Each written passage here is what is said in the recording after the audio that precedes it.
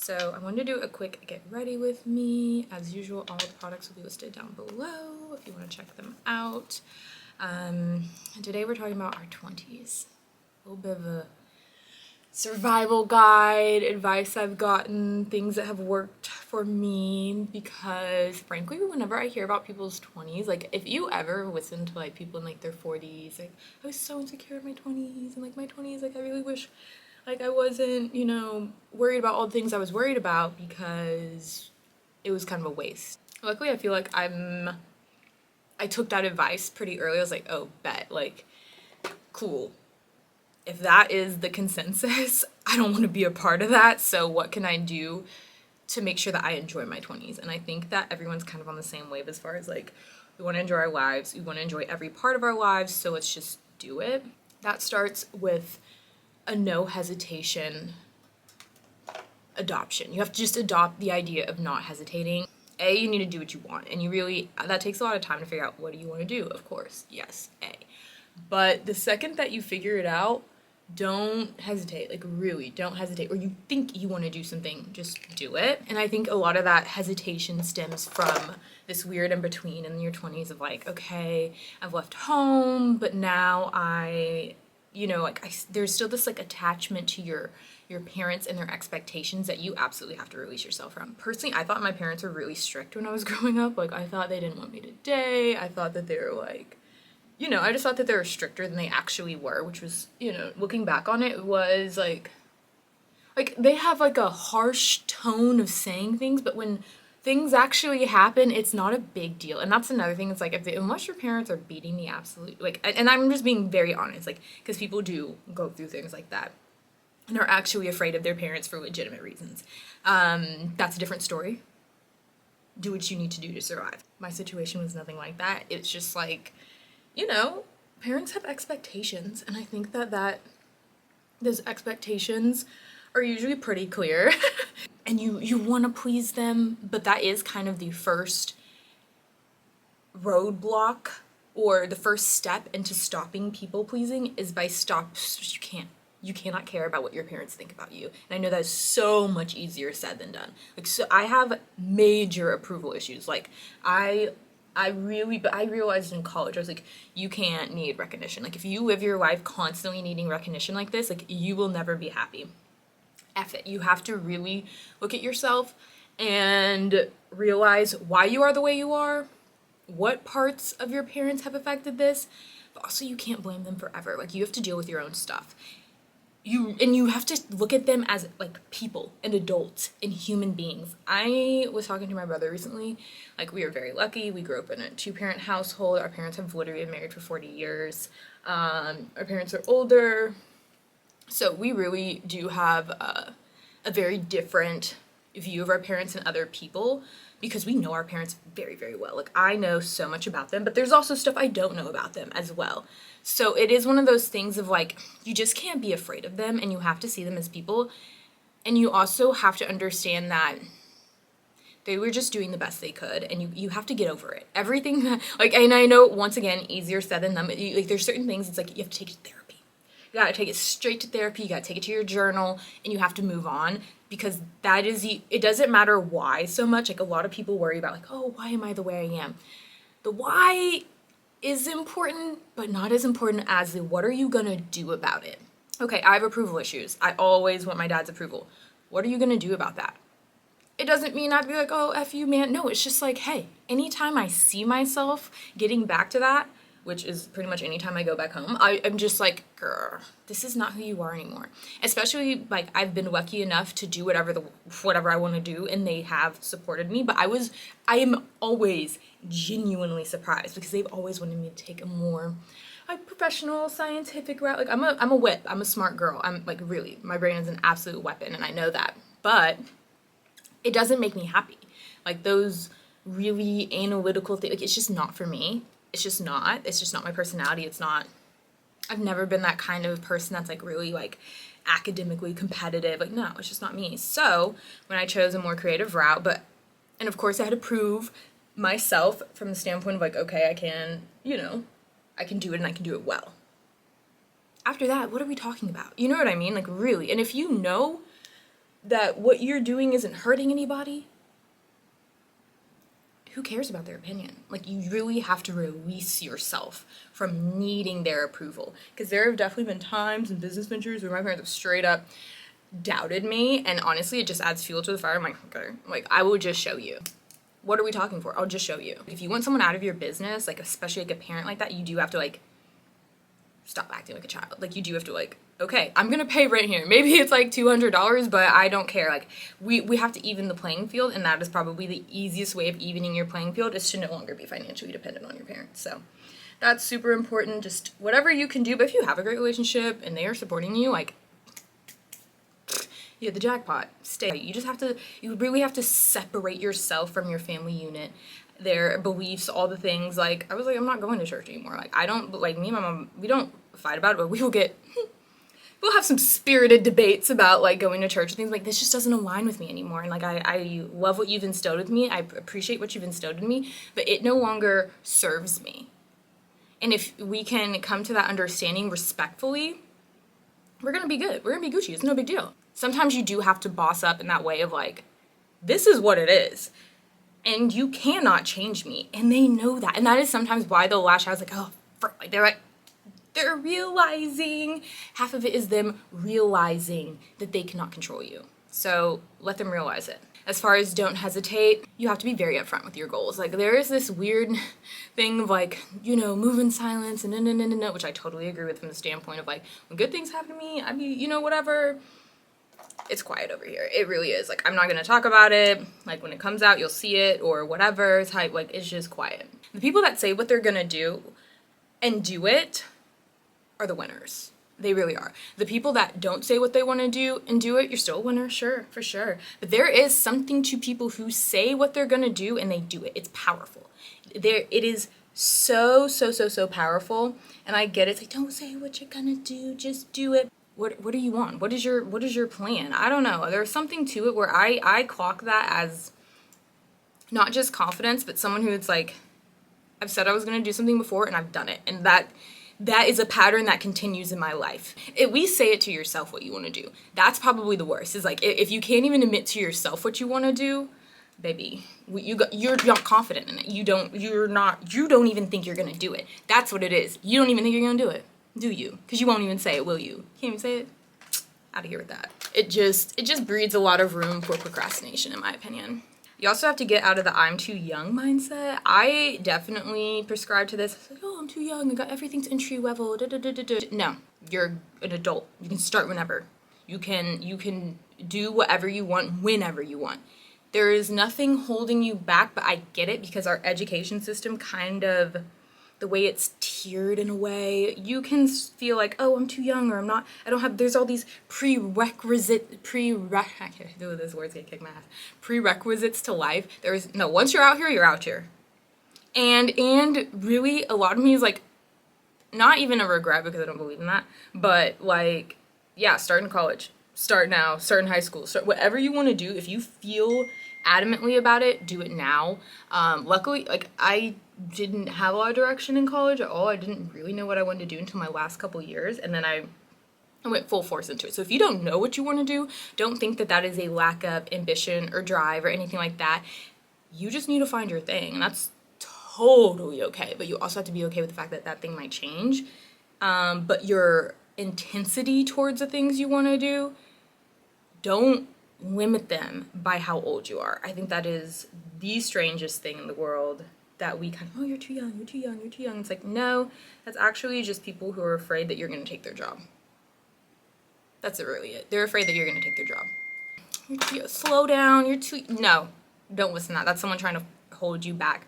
You really have to, frankly, I've released myself from age. Like, I've told people probably for the past 2 years, like, I've transcended age, and I fully believe that. I'm on my Prince shit. Like, I do not believe that this number defines me or where I am in life at all. Like, it doesn't, it's so freaking arbitrary to how I feel, to, like, the things I'm doing. It just means absolutely nothing. It means so little. And once you separate yourself from your age and thinking that you're too anything or whatever in experience, like, you can gain experience 1,000 hours. You can do 1,000 hours of something I don't know how long 1,000 hours is. Hey Siri, how long is 1,000 hours in days? 1,000 hours is 41.67 days. It's only 41 days. Are you kidding me? I thought it'd be something like at least in the hundreds. Like, that's, y'all, like, that's so doable. And if you don't know what 1,000 hours is, 1,000 hours is how long it takes for you to be considered an expert in the field, basically. Don't think about time in the way that everyone wants you to. Think about it on your own time in your own way. Do not prescribe. Don't. It will mess you up. It really, really will. It will mess you up. It'll hinder you. Oh, I shouldn't be doing that. I'm too old to do this. I'm too young to do this. Everyone else's timeline has nothing to do with you. When everyone else did stuff has nothing to, like, you are so separate. Like, you need to make yourself your own entity, your own individual, your own beliefs, your own timeline, everything. This is the time to create your own culture within yourself. That is what is so important. So don't hesitate. Do not have those labels. Anything you want, you can have now. Next, surrounding yourself with like-minded people. This isn't easy. Because when I say weirdo things like I have transcended age, I'm gonna have to give people an explanation. Even if you are pretty out there with it, I've still had to like explain to new friends and stuff. I'm like, yeah, no, I just don't. Like, it means nothing to me. Like, it means absolutely nothing to me more and more. And I want to surround myself with more people who think like that, to be honest. Like, I love people who are excited about their 40s. I like people who are excited about growing older. And it is not easy to find. It is really, really hard to find, actually. There is a very huge emphasis on youth, which I think is so funny because within the time I've had on Earth, we have seen what is like 50 used to be old and now it's not. And it wasn't just like a mindset thing of like, oh, you're so young, so 50 just sounds old to you. Like, it was, like, it really was like old at that point. Like, there was a certain thing that 50-year-old women wear and like things like that. Like, stop, y'all. We are on a fast track when it comes to technology, health, everything. Like, the new 50, the new 40, the new 60, like, y'all, we're gonna be here for a long time and a good time. So by sticking to these old boundaries that are changing every day, the way that anti-aging is changing, and I don't just mean physically, I mean in like every aspect, you have to keep up. My favorite example is like during the pandemic and all the things, it's gonna take years for a cure. I knew that was never gonna happen. I was like, or a vaccine. I was like, y'all, the last time we had something like this was what? And since then we've done what with technology? Like, you really have to stop thinking in this like textbook history book stuff. Like, we are times a million. Like, just get with it. Like, get with it. And you have to surround yourself with people who are like-minded, because frankly I do find a lot of people have a very like doomsday mindset, very much like like a scarcity mindset. We're gonna run out and like the world's gonna end. I'm like, what are y'all talking about? Like, really, like what are you talking about actually? Like, think about, like, what are you talking about? When has that ever happened? Everyone who wants the world to end is miserable. And I'm not saying that on some bullshit. I'm saying that on a like, okay, the most narcissistic thing to me is like, oh, we're all gonna go out together. We're not all going out together. We're going out by ourselves, individually. Like, stop it. Like, it's just so crazy to me. I'm like, okay, but they've been feeding us that stuff since 2012. Like, oh, 2012, world's gonna end.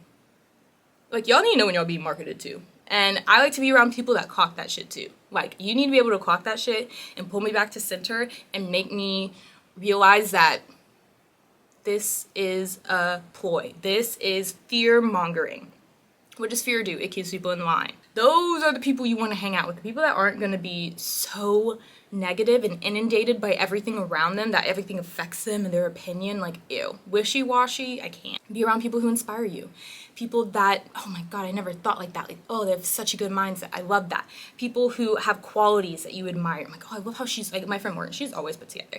Like, she got a little uniform. She love herself a little black legging and a black top. But my girl always has her nails done. Her hair is always on point. Her eyebrows always look great. Like, she is consistently stunning. You know, she's consistently put together, and it is something that people comment on, and I admire that about her. I'm like, ooh, girl, like, you gotta be around people that have that, that you just wanna, wait, give me some of that, give me some of that, give me some of And I'd be very real about it. I'm like, rub that off, like literally physically touch me, like rub it off on me, like please.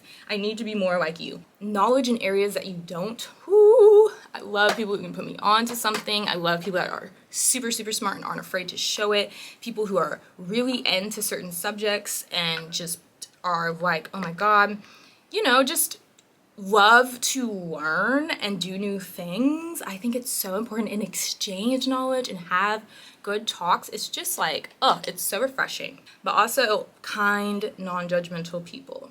Like, although I have all these like beliefs and things, I really don't care if you're small-minded. You know what I mean? Like, I really, like, I will accept you for who you are if I see something in you and, like, you know, like, whatever it is.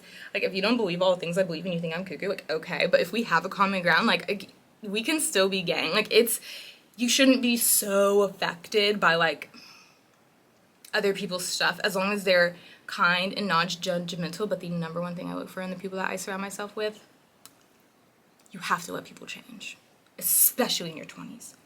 Like, whatever you are on now, I'ma just support it. Like, unless you're hurting yourself or someone else, I could care less. Oh, now you want to go to clown school? Okay, be a clown. Be a clown. I don't, like, what does that have to do with me? But that's also the mindset of people that you want to surround yourself. People that have, like, a doer mindset. If you're a doer, if you're a thinker, people that you can think with and debate with, just find your tribe of like-minded people and people that challenge you as well.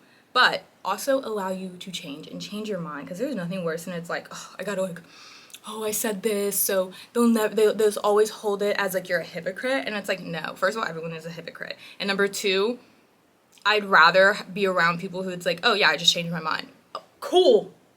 We're in our 20s. Even in my 60s, I could be 1,000 years old. If I want to change my mind, I will.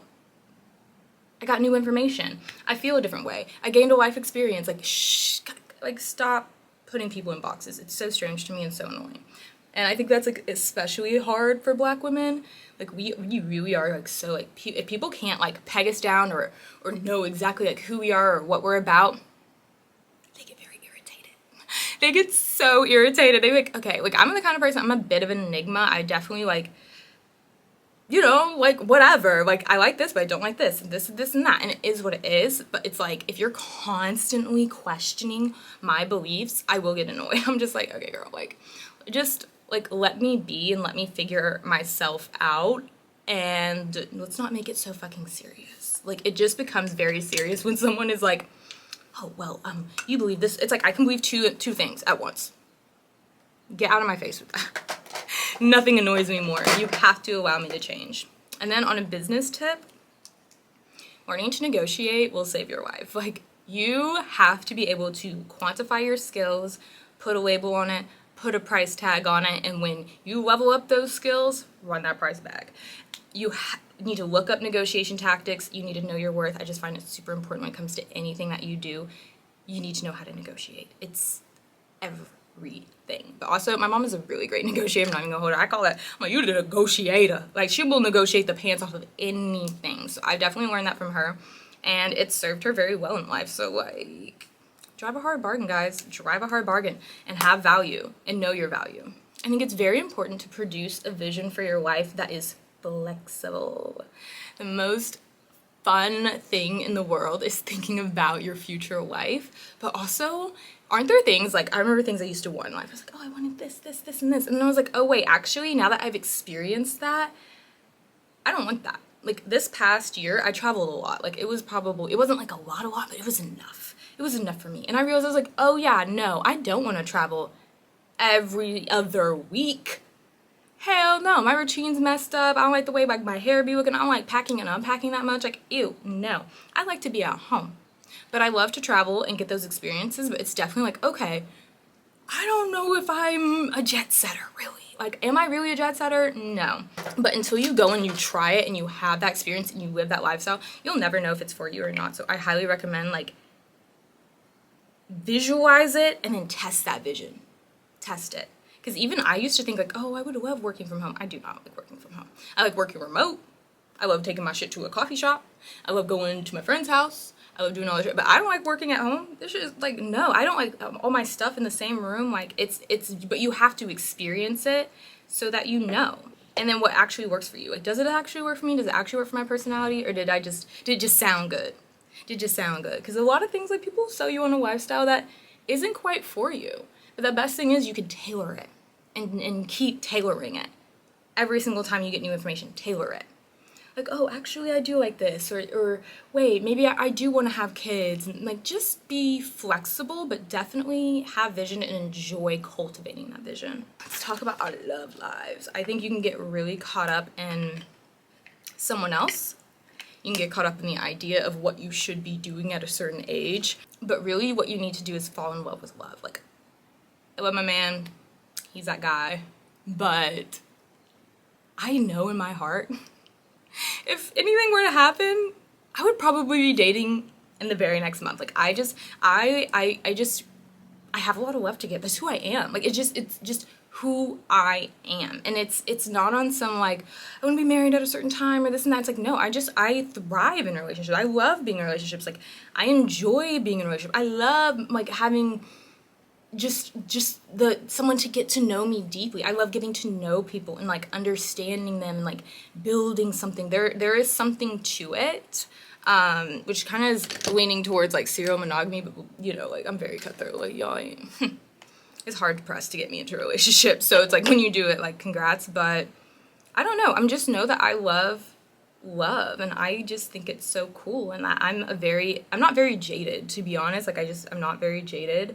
So I think a lot of people, you gotta unjade yourself just a little bit and understand that, like, people are not your property. They're not for you to, like, contain.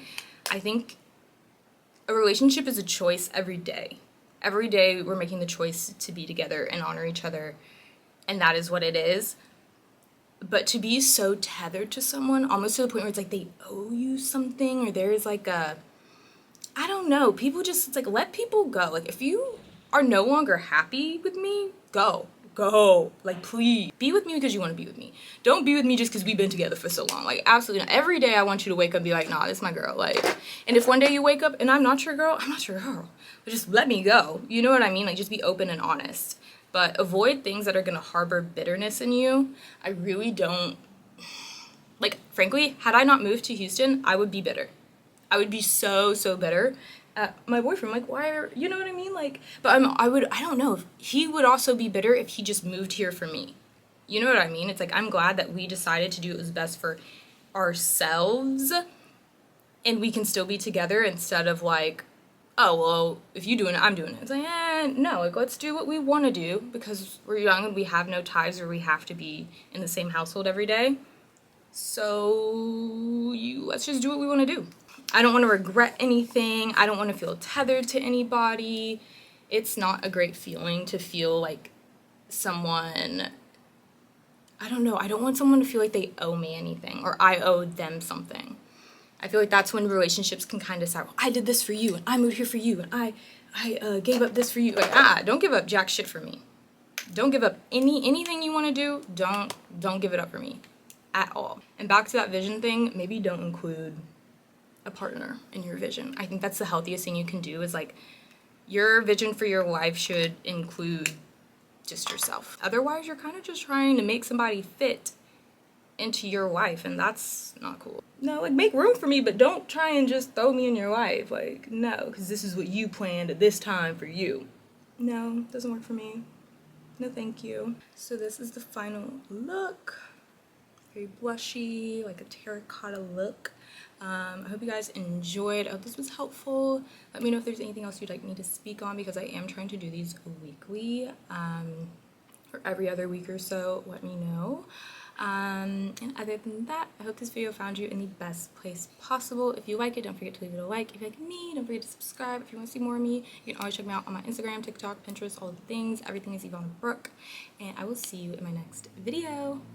Bye. This shit was all I knew, you and me only. I did it all for you, still you were lonely. We could've worked it out, but I guess things change. It's funny how someone else's success brings pain when you're no longer involved.